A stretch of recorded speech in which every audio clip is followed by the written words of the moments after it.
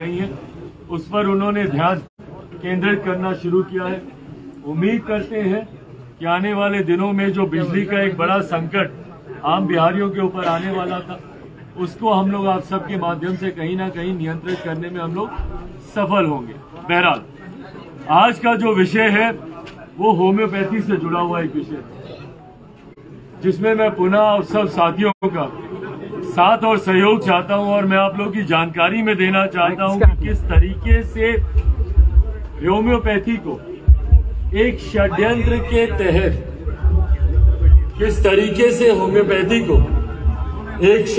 के तहत समाप्त करने का बिहार में प्रयास किया जा रहा है। होम्योपैथी हो, आयुर्वेदिक वेदा हो, ये ऐसी मेडिकल ऑल्टरनेटिव्स हैं जिसको लंबे समय से भारत जैसे देश में खास तौर पर लंबे समय से जिसपे लोगों का विश्वास रहा है, लोग इसका इस्तेमाल करते रहे हैं। और ऑल्टरनेटिव के तौर पर जो व्यक्ति एलोपैथी में नहीं जाना चाहता, कई ऐसे लोग हैं जिनका विश्वास होम्योपैथी पर है और जो इसका सेवन करते हैं, इस पे विश्वास रखते हैं, इससे लाभ वो लोग पाते हैं। और एक बड़ी आबादी है आज की तारीख में जो होम्योपैथी पे अपना विश्वास रखती है। भाई मैं खुद होम्योपैथी पे विश्वास रखता हूँ। कई ऐसी चीजें हैं जब मेरा नहीं विश्वास होता है कि भैया एलोपैथी उसको ठीक कर पाएगी, तो मैं खुद होम्योपैथी की दवाइयों का मैं सेवन करता हूँ और यकीनन उससे मुझे, मेरे परिवार को उससे लाभ हुआ है। हमारी केंद्र सरकार ने, प्रधानमंत्री आदरणीय नरेंद्र मोदी जी ने भी होम्योपैथिक आयुर्वेदिक के बढ़ते वर्चस्व को देखते हुए लोगों का इससे जुड़ाव, इससे विश्वास को देखते हुए आयुष मंत्रालय का अलग से गठन किया गया ताकि ये तमाम प्रणालियां, ऑल्टरनेटिव मेडिकल की जो प्रणालियां हैं, उसको और प्रोत्साहन मिले, उसको और बढ़ावा मिले। पर अफसोस के साथ कहना पड़ता है कि हमारी सरकार ने, बिहार सरकार ने होम्योपैथी को एक षड्यंत्र के तहत समाप्त करने का ये लोग प्रयास कर रहे हैं। और इसको समाप्त कैसे किया जा रहा है, ये उदाहरण अब मैं आप लोग के समक्ष रखूंगा। शराबबंदी का कानून मुख्यमंत्री नीतीश कुमार जी और बिहार सरकार 2016 में लेकर, अब ये बात किसी से छुपी नहीं है कि भैया कई मेडिसिन हैं जिसमें एल्कोहलिक कंटेंट होता है। वो एलोपैथी की मेडिसिन हो, होम्योपैथिक की मेडिसिन हो, एक सीमित मात्रा में स्पिरिट का इस्तेमाल उसमें किया जाता है, ये किसी से छुपा हुआ नहीं। पर अब उसी को लेकर आप होम्योपैथिक डॉक्टर्स को आप टारगेट कर रहे हैं। इनके यहाँ आए दिन छापेमारी की जाती है, कहा जाता है कि भैया अल्कोहलिक कंटेंट आपके यहाँ क्यों है।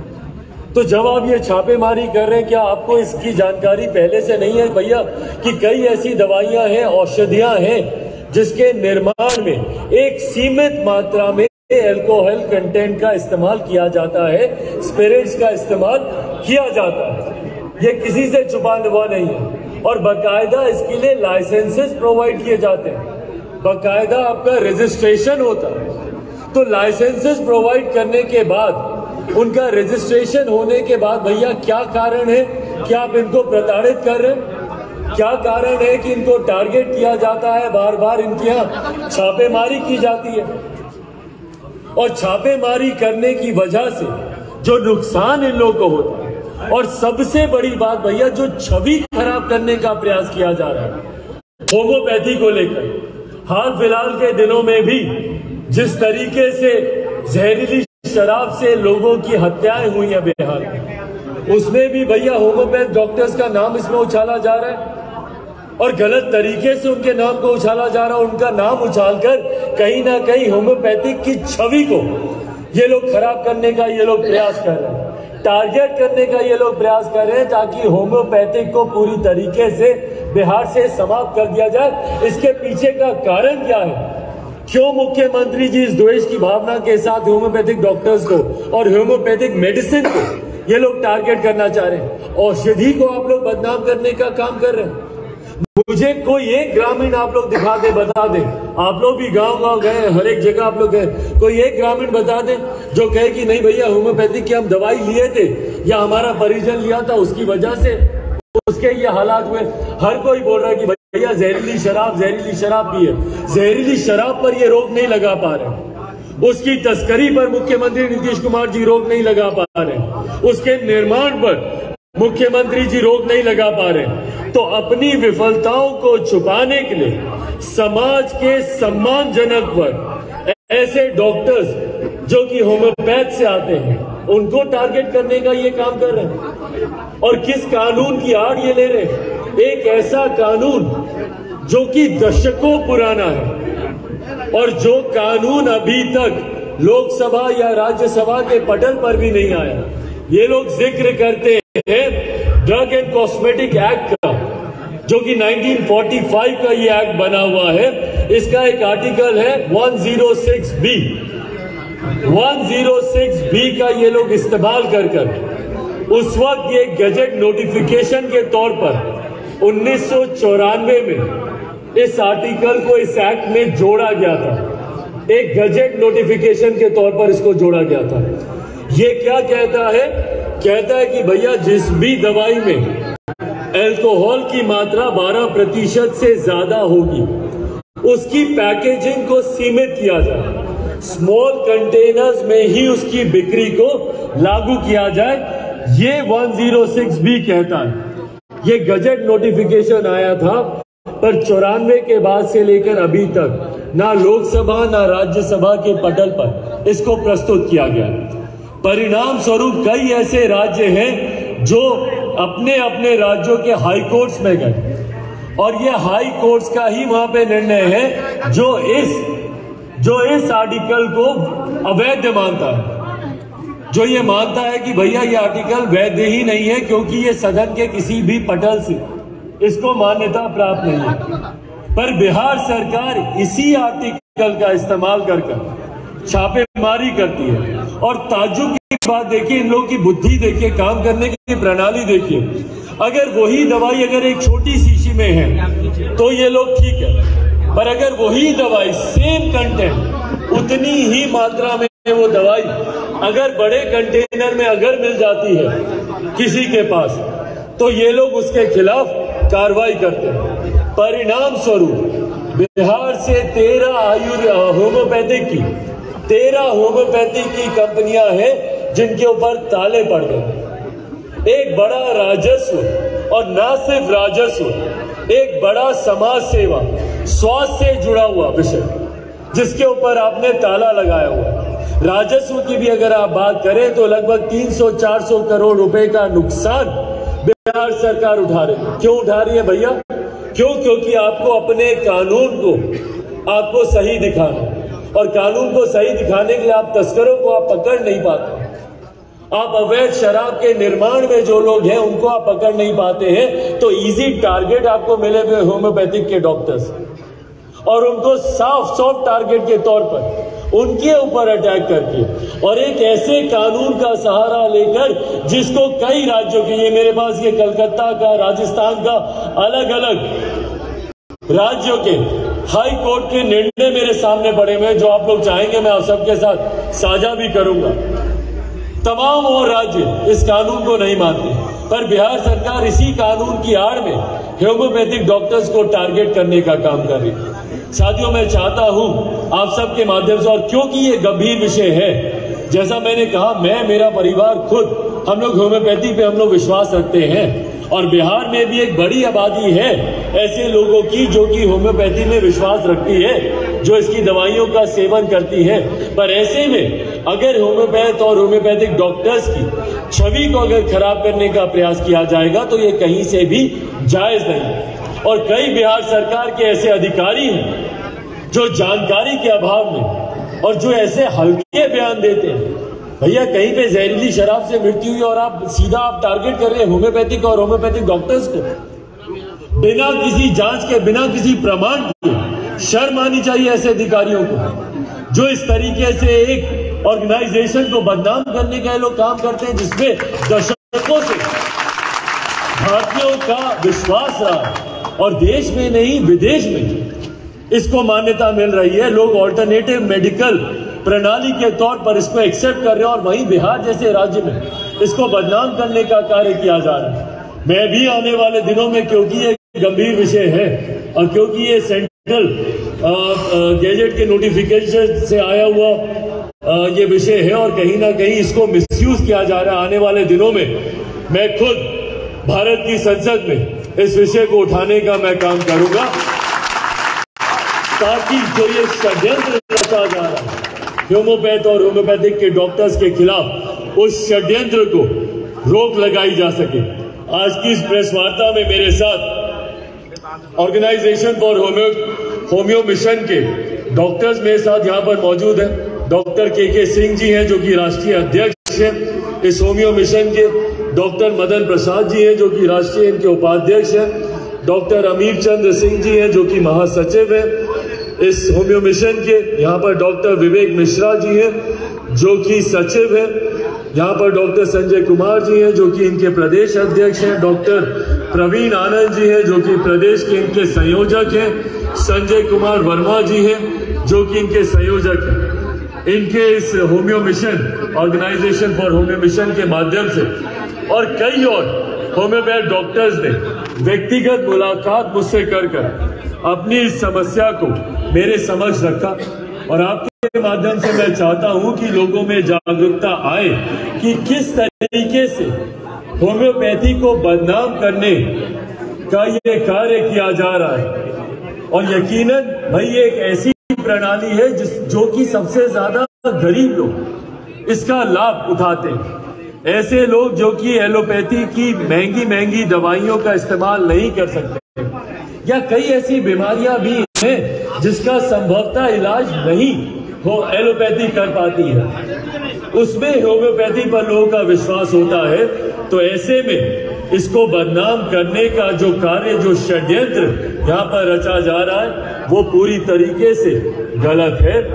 अगर इतना ही गलत लगता है तो भैया क्यों लाइसेंसेस आप देते हैं, या क्यों मान्यता प्राप्त इनको दिया जाता है, क्यों इनका रजिस्ट्रेशन किया जाता है। एक तरफ आप इनका रजिस्ट्रेशन कर रहे हैं, एक तरफ इनको लाइसेंसेस मिलते हैं और वहीं दूसरी तरफ आप इनके ऊपर इनको बदनाम करने के लिए शराब की तस्करी जैसा आरोप इनके ऊपर लगाते हैं। बुद्धिजीवी वर्ग से आने वाले ये लोग जिन्होंने राष्ट्रीय अंतर्राष्ट्रीय स्तर पर देश को ख्याति प्राप्त कराने का जिन लोगों ने काम किया, उनको शराब की तस्करी के साथ जोड़ा जा रहा है। और उसके पीछे कारण सिर्फ इतना है क्योंकि आपकी विफलता है भैया, क्योंकि आप शराब के तस्करों को, जो कि सही तस्कर हैं, उनको आप पकड़ नहीं पा रहे। सीमावर्ती इलाकों से आप शराब के आयात को आप रोक नहीं पा रहे। अवैध शराब के निर्माण से जुड़े हुए लोगों की आप गिरफ्तारी नहीं कर पा रहे। तो ऐसे में आप होम्योपैथिक डॉक्टर्स को आप बदनाम करने का काम कर रहे हैं, ये सरासर गलत है। आने वाले दिनों में इसको केंद्र में भी उचित पटल पर उठाने का काम मैं करूंगा। जैसा मैंने कहा कि संसद में भी आने वाले दिनों में इसको उठाया जाएगा। आप सबके माध्यम से भी मैं चाहता हूं कि जिस तरीके से इसको बदनाम करने का षड्यंत्र रचा जा रहा है उसको भी आप लोग उजागर करने का काम करें। और अब इसके अलावा अगर आप लोग के इस विषय में कोई सवाल हो। सवाल एक है कि 400-450 जो कैंडिडेट बीएचएमएस करके बाहर आते हैं, लेकिन नियुक्ति कुछ नहीं। जैसा कि लोगों के द्वारा ही कहा गया है, 450 कैंडिडेट इतने कॉलेजेस हैं, एक भी कॉलेज से पढ़ के आने के बाद नौकरी के नाम पे शून्य है। क्या ये बात भी संसद में उठाई? बिल्कुल ये उठाने की जरूरत है, क्योंकि जहां एक तरफ देश में ही नहीं दुनिया में ऑल्टरनेटिव मेडिकल प्रणालियां जितनी हैं उनको प्रोत्साहित करने का काम किया जा रहा है। केंद्र सरकार ने खुद इसको कैसे बढ़ावा मिले, एक अलग से इसके लिए मंत्रालय का केंद्र के द्वारा गठन किया गया है। तो ऐसे में हमारे राज्य में कारण क्या है भैया कि इसको पूरी तरीके से इग्नोर करके ये लोग आगे बढ़ने का ये लोग प्रयास कर रहे हैं, और एक पूरा नेक्सस क्रिएट किया जा रहा है कि कैसे इस डिपार्टमेंट को बदनाम किया जा सके, आगे आने से इसको रोका जाए। जैसा आपने कहा कि भैया आगे इन लोगों को बढ़ावा ही नहीं मिल रहा है, स्टूडेंट्स को आगे मौका नहीं दिया जा रहा है, इनकी भर्तियां नहीं हो रही हैं, इनकी रिकॉग्निशन इनको नहीं देने का काम किया जा रहा है। तो ये अपने में ये प्रमाणित करता है कि राज्य सरकार एक सुनियोजित षड्यंत्र के तहत इसको समाप्त करने का प्रयास कर रही है।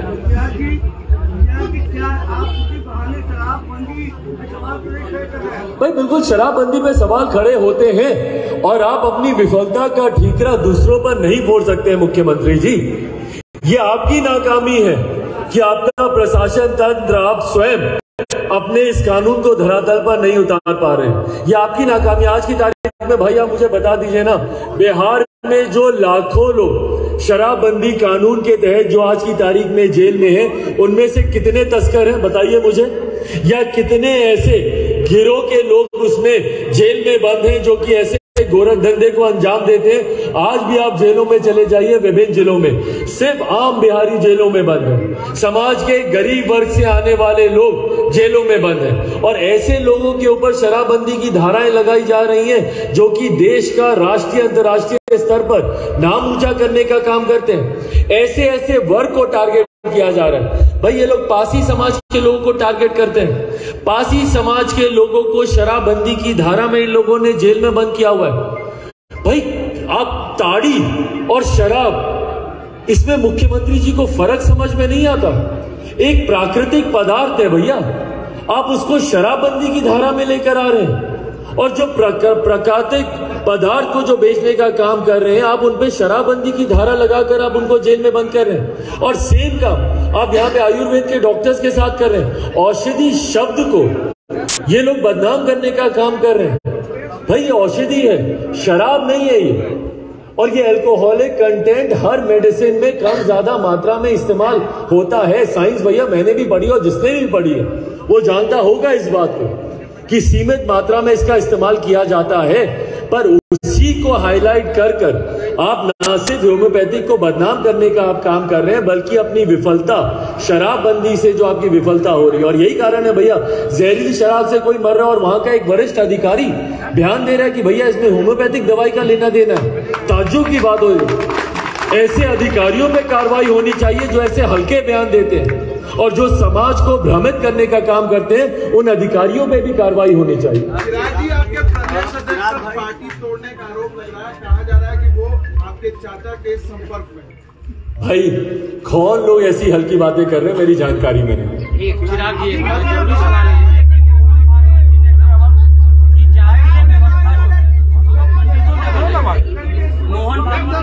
जातीय व्यवस्था पंडितों ने बनाई और जो निम्न जाति के लोग थे उनका शोषण करने के लिए बनाए। चिराग पासवान पर इस पर क्या कहना है, उनका क्या? भाई मैं इतना मानता हूं कि कोई भी धर्म भेदभाव को स्वीकार नहीं करता है।